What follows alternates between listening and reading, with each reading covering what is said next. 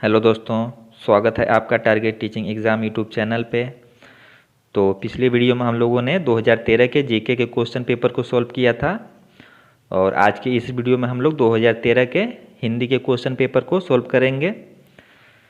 तो जितने भी लोग यूपी बीएड एंट्रेंस एग्ज़ाम की तैयारी करने वाले हैं वो लोग जितने भी प्रीवियस ईयर के क्वेश्चन को सॉल्व कराया जा रहा है ईयर बाय ईयर, सभी लोग ज़रूर लास्ट तक वॉच करें।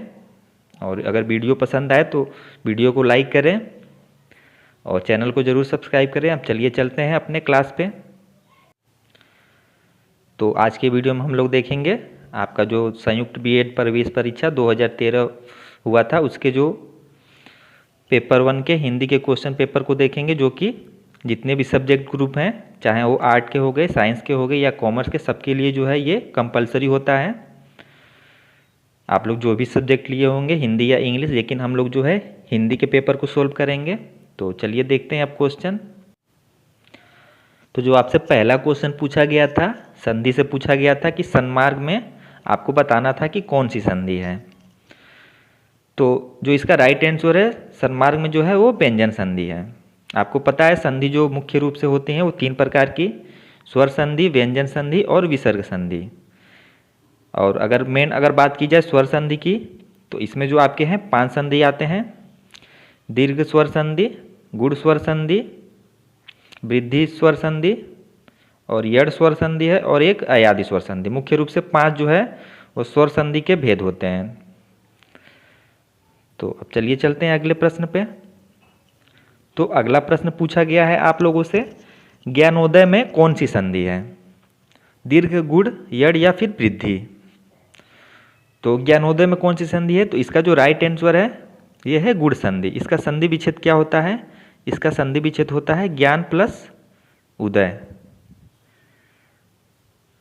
इसका संधि विच्छेद होता है। और गुण संधि के कौन कौन से एग्जाम्पल हो जाएंगे, ये तो ज्ञानोदय हो गया, और एक जिसमें आपको एक की मात्रा दिख जाए वहाँ पे 99% जो है गुण संधि होता है। जैसे यहाँ नरेंद्र है तो यहाँ एक की मात्रा लगा हुआ है, नरेंद्र, देवेंद्र, ये सभी गुण संधि हैं। देखते हैं अगला प्रश्न।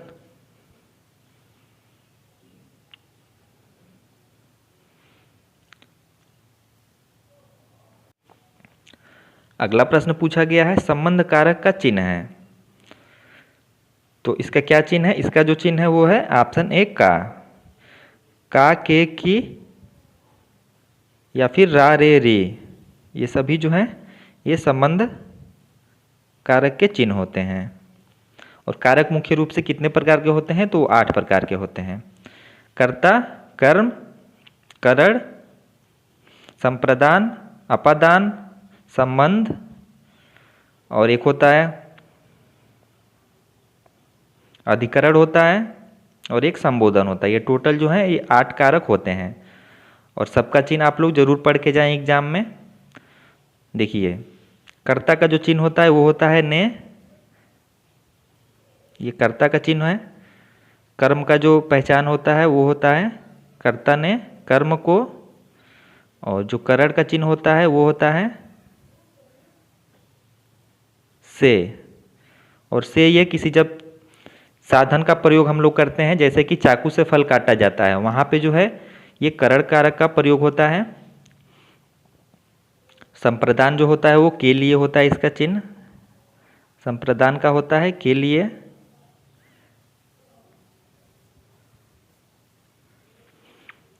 अपादान का होता है, अपादान का से होता है। और देखिए करण और अपादान का दोनों का से होता है, लेकिन दोनों का जो वाक्य होता है दोनों का अर्थ अलग अलग होता है। अपादान जो होता है किसी चीज के अलगाव को बताता है, जैसे कि पेड़ से बंदर कूदा, तो बंदर पहले पेड़ पे था, कूद गया, तो दोनों चीज में जो है अलगाव हो गई, तो ये अपादान का बताता है। से जो चिन्ह है ये अपादान को और करण दोनों जो है ये अपादान को बताते हैं, लेकिन दोनों के जो है वो वाक्य अलग अलग होते हैं और अर्थ अलग अलग होते हैं। और फिर एक होता है आपका संबंध कारक का, के, की, रा, रे, री, जो क्वेश्चन में पूछा गया है। और होता है उसके बाद अधिकरण कारक, में, पे, पर, इसका चिन्ह होता है। में पे और पर। उसके बाद संबोधन होता है हे रे अरे। यानी जब कोई आप लोग ऐसी चीज़ें देख लेती हैं, आश्चर्यजनक चीज़ है, तो जैसे आप लोगों का जो वाक्य बनता है वहाँ पे जो है आपका संबोधन कारक होता है। 54 नंबर का प्रश्न है अंतस्थ वर्ण हैं तो कौन से हैं? तो ये हैं आपके ऑप्शन डी य र ल व।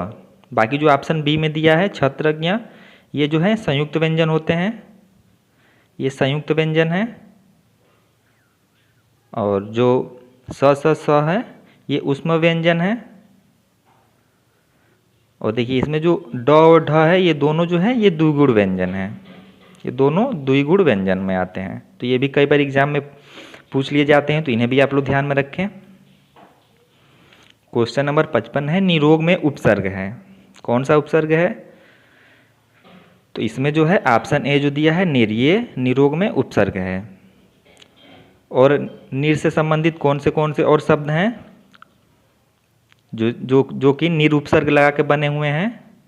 तो वो हो जाएंगे आपके निराकरण, निर्वाह, निर्दोष, निरोग। ये सब जो हैं इनमें सब में जो है वो निर उपसर्ग लगा हुआ है। क्वेश्चन नंबर 56 है अनभिज्ञ का विलोम क्या होगा? तो इसका जो विलोम होगा वो होगा अभिज्ञ। अभिज्ञ का विलोम अनभिज्ञ। देखते हैं अगला प्रश्न। अगला प्रश्न है अथ का विलोम क्या होगा? तो ये होगा ऑप्शन डी इति। क्वेश्चन नंबर 58 है करुण का विलोम क्या होगा? तो इसका जो विलोम होगा वो होगा ऑप्शन डी निष्ठुर। क्वेश्चन नंबर 59 है ड्राफ्टिंग का क्या अर्थ है? तो ड्राफ्टिंग का अर्थ होता है प्रारूप बनाना। क्वेश्चन नंबर 60 है मुहावरा पूछा गया है अंगुली पर नचाना, मुहावरे का क्या अर्थ है? तो इसका जो राइट आंसर है वो है ऑप्शन बी वश में करना, यानी उंगली पर नचाना। क्वेश्चन नंबर 61 है राम रमापति करधन लेहूं, क्या है ये? दोहा, सोठा, छंद या फिर चौपाई? तो इसका जो राइट आंसर है वो है ऑप्शन डी चौपाई। और चौपाई में जो है प्रत्येक चरण में जो है वो 16-16 मात्राएं होती हैं। तो आप लोग काउंट करके देख लीजिए इसको, 2 1 3 4 2 6 7 8 9 10 11 12 फिर 13 14 फिर 15 16, टोटल जो 16 मात्राएं हैं। तो इसलिए इसमें जो है चौपाई है। और जो ऑप्शन ए में दिया है दोहा, इसमें जो है पहले और तीसरे चरण में जो है वो 11-11 मात्राएं होती हैं, और दूसरे और चौथे चरण में जो है वो 13-13 मात्राएं होती हैं। और दोहा का उल्टा ही जो है वो सोठा होता है। तो इसे भी आप लोग ध्यान में रखिए।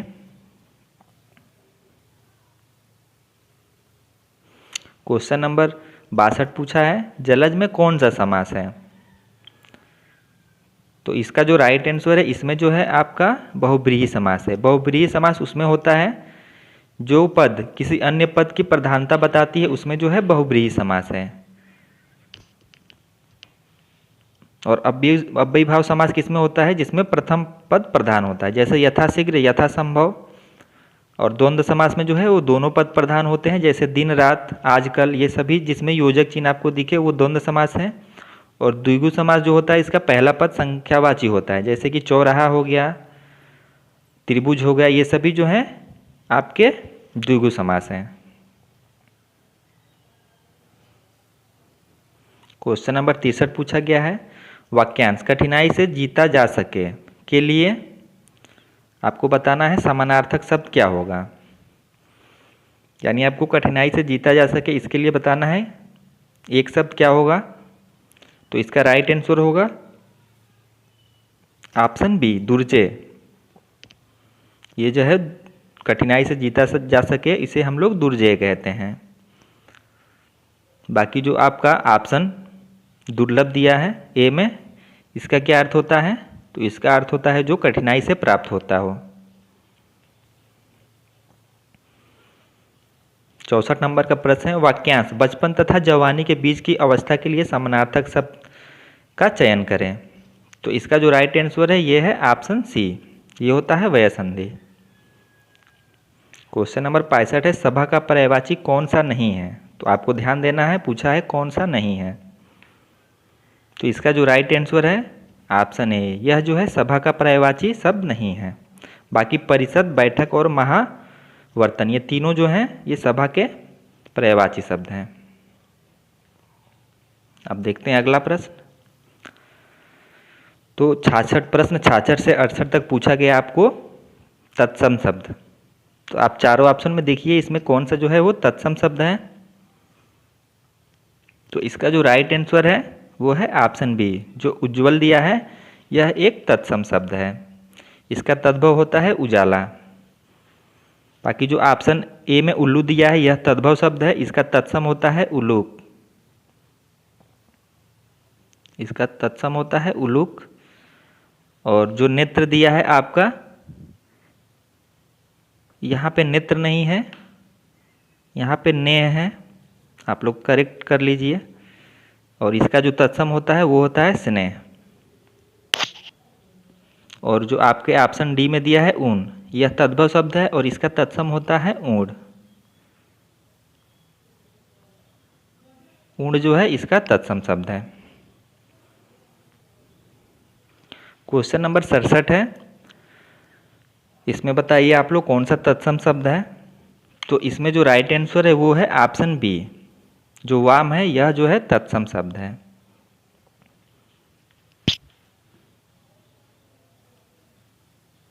क्वेश्चन नंबर 68 बताइए कौन सा तत्सम शब्द है। तो इसका जो राइट आंसर है ये है ऑप्शन ए, पादोन जो है यह एक तत्सम शब्द है और इसका तद्भव होता है वो क्या होता है। तो इसका तद्भव होता है पौना। अब देखते हैं अगला प्रश्न। अगला प्रश्न है, निम्नलिखित प्रत्येक वाक्य खंड के लिए उसके नीचे दिए गए विकल्पों में से सही शब्द बताना है। तो अनेक शब्दों के लिए एक शब्द बताना है। क्वेश्चन क्या पूछा है, संध्या काल जब गायें चरकर लौटती हैं, इसके लिए एक शब्द क्या होगा। तो इसका राइट आंसर है ये है ऑप्शन ए गोधूली। क्वेश्चन नंबर 70 है, हमारी दृष्टि से प्रेमचंद एक अद्वितीय, आपको खाली स्थान दिया है इसमें बताना है क्या थे एक अद्वितीय। तो इसका जो राइट आंसर है ये है ऑप्शन डी, जनवादी साहित्यकार थे। क्वेश्चन नंबर 71 है, कलम के सिपाही राष्ट्र के खाली स्थान जागरूक प्रहरी हैं। तो इसका जो राइट आंसर है ये है ऑप्शन डी, निरंतर जागरूक प्रहरी हैं। क्वेश्चन नंबर 72 है, आज की अंतर्राष्ट्रीय राजनीति में खाली स्थान का कोई विकल्प नहीं है। तो इसका जो राइट आंसर है ऑप्शन बी, शक्ति का जो है कोई विकल्प नहीं है। क्वेश्चन नंबर 73 है, हमारे समाज की उन्नति दहेज प्रथा का खाली स्थान किए बिना जो है नहीं हो सकती है। तो किसका, इसका राइट आंसर क्या है। तो इसका जो राइट आंसर है ये है ऑप्शन डी, दहेज प्रथा का उन्मूलन किए बिना नहीं हो सकती है हमारे समाज की उन्नति। क्वेश्चन नंबर 74 आपको बताना है, वाक्य त्रुटि से क्वेश्चन दिया गया है। कौन सा जो है आपका इसमें शब्द जो है या फिर वाक्य त्रुटिपूर्ण है। तो चारों ऑप्शन आप लोग पढ़िए, अच्छे से देखिए।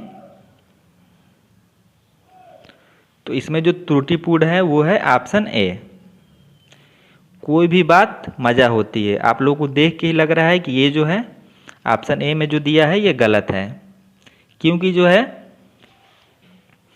इस वाक्य का जो शुद्ध रूप होगा वो होगा कोई भी बात मजा नहीं, कोई भी बात जो होती है वो मज़ेदार होती है। तो इसीलिए इसका राइट आंसर हो गया ऑप्शन ए। क्वेश्चन नंबर 75 है, अपनी सामर्थ्य से अधिक। ऑप्शन बी में दिया है कार्य करने की जिम्मेदारी लेना। ऑप्शन सी में दिया है मुसीबत को गले लगाना है, या फिर ऑप्शन डी कोई त्रुटि नहीं है। तो इसमें जो त्रुटिपूर्ण वाक्य है वो है ऑप्शन ए, अपनी सामर्थ्य से अधिक। यहाँ पे क्या त्रुटिपूर्ण है। तो इसमें जो त्रुटिपूर्ण दिया है वो दिया है अपनी, अपनी नहीं होगा, यहाँ पे जो होना चाहिए वो होना चाहिए अपने, अपने सामर्थ्य से अधिक। क्वेश्चन नंबर 76 है, निम्न में प्रेमचंद की कौन सी कृति है। तो चारों ऑप्शन में कौन सा ऐसा जो रचना है वो प्रेमचंद जी की है? तो इसमें जो राइट आंसर है वो है ऑप्शन ए, जो गोदान है वो प्रेमचंद की है। कामायनी जो है यह जयशंकर प्रसाद जी की है। जो मैला आंचल है यह फणीश्वर नाथ रेणु जी की है। और आंसू जो दिया है जयशंकर प्रसाद की कृति है। क्वेश्चन नंबर 77 है, सच्चा प्रेम पवित्रता है और पवित्रता प्रेम, यह कथन किसका है? तो इसका जो राइट आंसर है ये है ऑप्शन बी, यह कथन है स्वामी रामतीर्थ जी का। क्वेश्चन नंबर 78 है, उद्धव मोहि ब्रज विसरत नाही, किसकी पंक्ति है? तो ये जो पंक्ति है वो है ऑप्शन बी, सूरदास जी की। ऑप्शन बी इसका सही उत्तर है। क्वेश्चन नंबर 79 है, आपको बताना है इसमें से जो कुसंगत दिया है इसके लिए उचित शब्द क्या प्रयोग होगा। जो यहाँ पे दिया है कुसंगत, इसके लिए उचित शब्द क्या प्रयोग होगा? तो इसका जो सही उत्तर है वो है ऑप्शन बी, बुरी संगत। 80 नंबर का प्रश्न है, सूर्योदय से पूर्व के समय को क्या कहते हैं? तो क्या कहते हैं? तो इसे हम लोग कहते हैं ऑप्शन बी, उषा काल। देखते हैं अगला प्रश्न। अगला प्रश्न है, रात का भयानक सन्नाटा चारों ओर छाया था। आपको जो अंडरलाइन दिया है रात का भयानक सन्नाटा, इसके लिए आप लोगों को बताना है कि उचित विकल्पों में से कौन सा जो शब्द है वो प्रयोग होगा। तो इसका जो राइट आंसर है वो है ऑप्शन ए, निस्तब्धता, यानी रात का भयानक सन्नाटा। क्वेश्चन नंबर 82 है, गुड़ कहीं से भी मिले प्राप्त करना चाहिए। तो जो अंडरलाइन दिया है प्राप्त करना चाहिए, इसका जो उचित विकल्पों में से कौन सा जो है वो राइट आंसर होगा, यानी प्राप्त करना चाहिए का क्या अर्थ होगा? तो इसे हम लोग कहते हैं ऑप्शन ए, संग्रह। क्वेश्चन नंबर 83 है, सेना सभा कक्षा मंडली आदि किस संज्ञा के अंतर्गत आते हैं? द्रव्यवाचक, समुदायवाचक, व्यक्तिवाचक या जातिवाचक? तो इजी क्वेश्चन है, इसका जो राइट आंसर है ये है समुदायवाचक, ऑप्शन बी। क्वेश्चन नंबर 84 है, आम शब्द में कौन सी संज्ञा है? तो इसमें जो सही उत्तर है वो है ऑप्शन बी, जातिवाचक, क्योंकि ये जो आम है वो पूरे आम के जाति को बोध करा रहा है।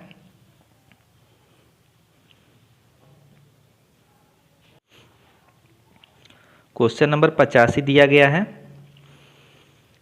पहले निर्देश पढ़ लीजिए कि वाक्यों के जो कालांकित शब्दों की शुद्ध वर्तनी, जो यहाँ पे जो दिया गया है अंडरलाइन, आपको इसका जो है शुद्ध वर्तनी बताना है कि लब्ध प्रतिष्ठित जो दिया है इसका जो शुद्ध वर्तनी है वो क्या है।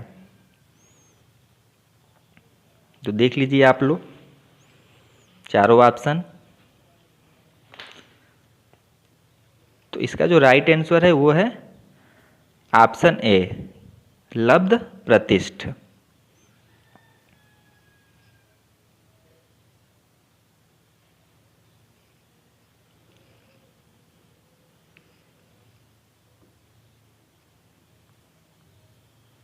क्वेश्चन नंबर 86 है, प्रत्येक शब्द की अपनी एक व्युत्पत्ति होती है।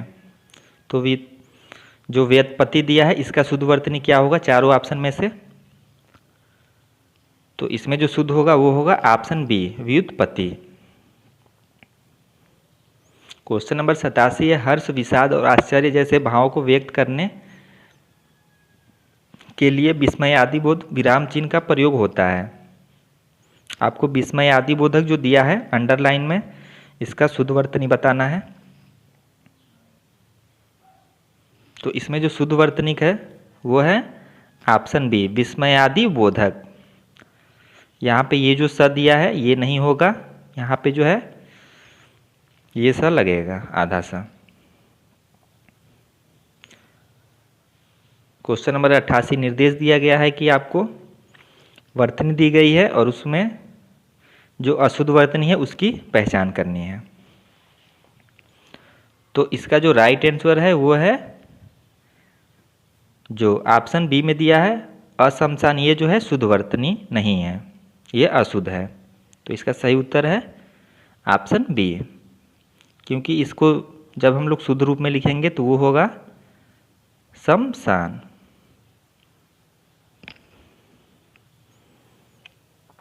क्वेश्चन नंबर 89 दिया गया है। आप लोगों को 4 वाक्य दिए गए हैं और आप लोगों को बताना है कि जो विस्मय आदि बोधक वाक्य है वो चारों वाक्यों में से कौन सा है। तो इसमें जो राइट आंसर है वो है ऑप्शन सी, वाह आप भी खूब आए। क्वेश्चन नंबर 90 है, सरल वाक्य। आपको बताना है इसमें से जो है कौन सा जो है वो सरल वाक्य है। तो इसका जो राइट आंसर है वो है ऑप्शन ए, कभी ना कभी हर एक को ईश्वर की याद आती है। क्वेश्चन नंबर 51 है, सर्वनाम के कितने प्रकार होते हैं। तो सर्वनाम के जो है टोटल वह 6 प्रकार होते हैं। अनिश्चयवाचक सर्वनाम, निश्चयवाचक सर्वनाम, प्रश्नवाचक और संबंधवाचक सर्वनाम, और 5वां होता है पुरुषवाचक सर्वनाम, और लास्ट होता है आपका निजवाचक सर्वनाम। तो टोटल जो है वो सर्वनाम के 6 प्रकार हैं। क्वेश्चन नंबर 92 है, वह वे उसका उनको आदि कहलाते हैं। तो ये कौन से पुरुष कहलाते हैं, उत्तम पुरुष, मध्यम पुरुष या अन्य पुरुष। तो इसका जो राइट आंसर है ये कहलाते हैं अन्य पुरुष।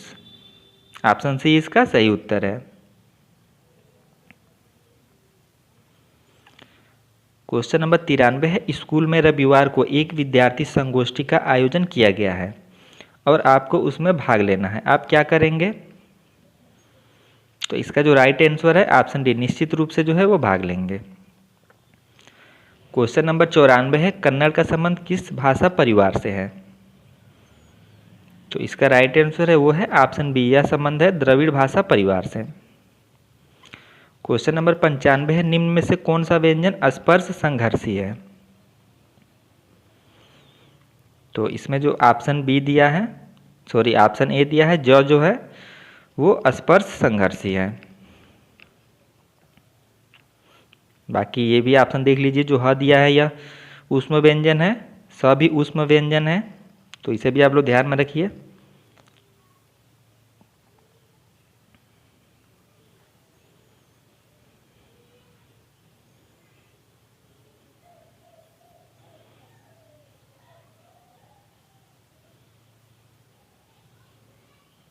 क्वेश्चन नंबर 96 है, मैं अपने आप वस्त्र साफ कर लेता हूँ, इस वाक्य में कौन सा सर्वनाम है। तो इसमें जो सर्वनाम है वो है ऑप्शन सी, ये अपने आप दिया है तो यहाँ पे जो है निजवाचक सर्वनाम है। जब स्वयं की बात की जाए वहाँ पे निजवाचक सर्वनाम होता है। क्वेश्चन नंबर 97 है, आचार्यों ने कहा है कि अहिंसा ही परमो धर्म है। आपको बताना है यह संरचना के आधार पर वाक्य कौन सा है, सरल वाक्य, उपवाक्य, संयुक्त वाक्य या मिश्र वाक्य। तो इसका जो राइट आंसर है वो है आपका ऑप्शन डी, यह मिश्र वाक्य है। मिश्र वाक्य वे वाक्य होते हैं जहाँ पे एक वाक्य जो है वो दूसरे वाक्य पे जो है आश्रित होता है। जहाँ पे देखिए कि लगा हुआ है, आचार्यों ने कहा है कि, अब ये जो वाक्य है इस वाक्य पे जो है ये आश्रित हो गया है कि अहिंसा ही परमो धर्म है।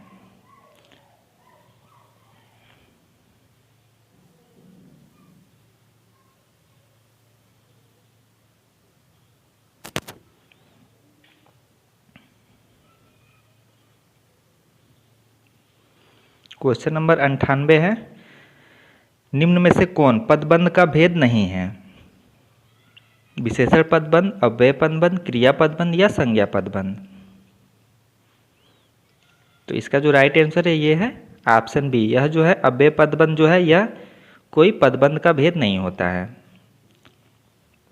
क्वेश्चन नंबर 99 है, काजू शब्द का संबंध किस भाषा से है। तो इसका जो राइट आंसर है ये संबंधित है पुर्तगाली भाषा से। ऑप्शन डी इसका सही उत्तर है। अब देखते हैं आज का अपना लास्ट क्वेश्चन। टोटल आप लोगों से जो है 50 क्वेश्चन हिंदी के पूछे जाएंगे, जो कि टोटल 100 नंबर के होंगे। प्रत्येक क्वेश्चन के लिए जो है आप लोगों को 2 नंबर दिए जाएंगे। तो क्वेश्चन नंबर 100 दिया है, नाहर के लिए समुचित पर्यायवाची शब्द है, तो कौन सा है? तो इसका राइट आंसर है वो है ऑप्शन डी, शेर। तो ये था आज का लास्ट क्वेश्चन। अब मिलते हैं आप लोगों से प्रीवियस ईयर सॉल्यूशन के अगले वीडियो में। तब तक के लिए धन्यवाद।